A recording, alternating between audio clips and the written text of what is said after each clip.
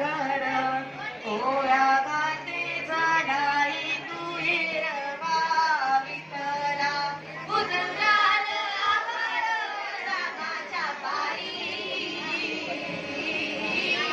अरे गाव जागवत आली वसुदेवाची सारी गाव जागवत आली वसुदेवाची सारी नमस्कार मंडळी कसे आहात बरे आहात का असायला हवे अहो मंडळी बघितलं का काय वाटलं तुम्हाला अरे ते कसे सांगतील आईला विचार करे केला मीच सांगते बघ सांग की भारत हा संस्कृती प्रधान देश आहे या देशात सर्व धर्माचे लोक पुणे गोविंदाने मानतात खरंच का पण हे स्वतःसाठी काय घडले त्यासाठी अनेक महापुरुषांना जिजावे लागले काय म्हणतीस कसं काय ग हा ही मुलं इकडेच येत आहेत अरे इथेच मुलं महानगरपालिकेची मुले चला तर मंडळी पाहूया आपण महापुरुषांची गौरव गाथा अरे हे तर मी तुकाराम महाराज बघूया काय सांगतात ते ज्ञानबा तुकाराम जय हरी विठ्ठल